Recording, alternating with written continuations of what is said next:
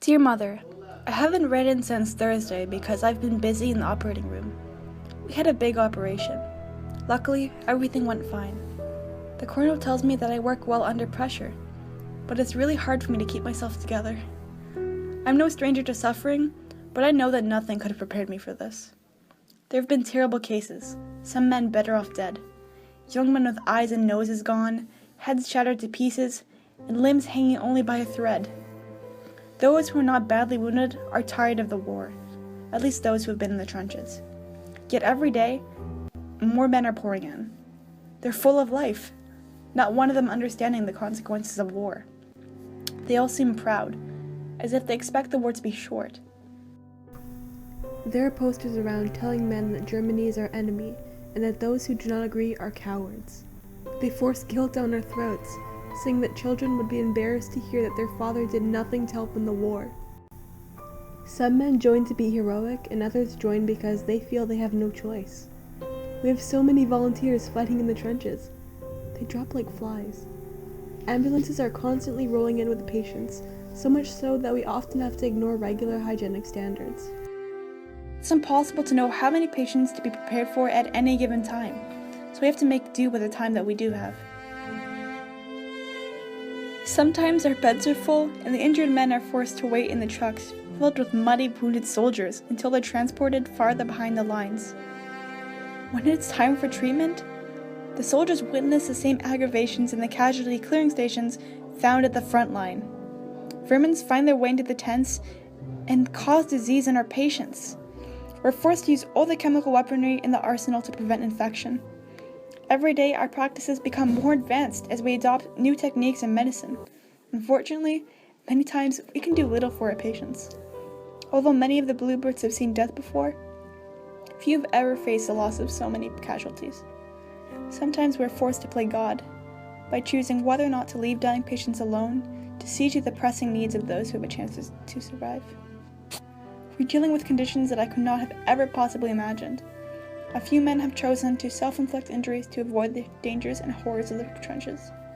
I can't imagine what it's really like down there. I miss you, Mother. Being away from home, from what I know, is beginning to take a toll on me. This mental and physical exhaustion, it's too much to bear. I hope to speak to you soon. With love, Catherine.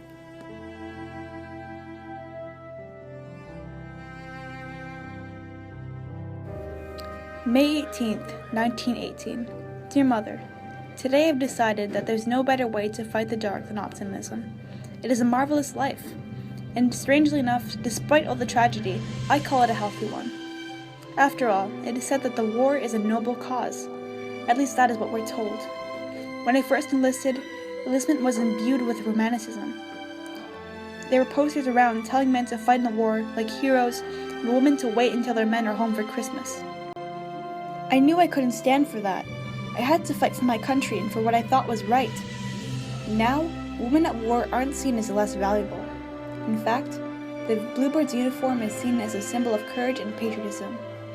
One works, and when that is over, one sleeps enough to keep in good condition, and that is absolutely all. There's nothing beautiful or patriotic about it. If I'm honest, it's physically exhausting. Mornings are bitter cold, misty and half dark. Our minds play tricks on us, and even the slightest movements cause panic. The most frightening part is that we know that any moment could be our last. This may be the last letter that ever graces the tip of my pen. These could be the final words that you hear leave my lips. That thought alone strips my soul bare. Although we look forward to our letters on mail day, we can never make our letters sound as cheerful as yours. I'm sure you'll understand why when I tell you that we are constantly surrounded by sadness and sorrow. The mind must always be occupied, or we risk doubting the reasons behind our duties.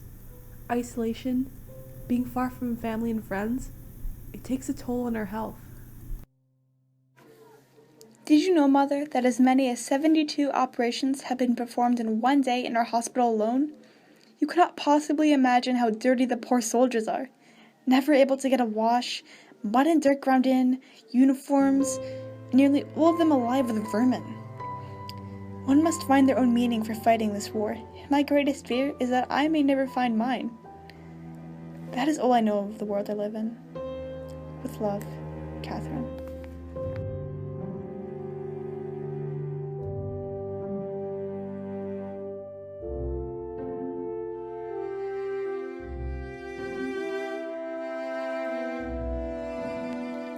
May 25th, 1918. Dear Mrs. Mary MacDonald, it is with the deepest sympathy that I write to you at this time of sorrow following the loss of your daughter Catherine. The manner of Sister MacDonald's death, and that of the two others who have since died as a result of wounds, have filled us all with the tenderest thoughts.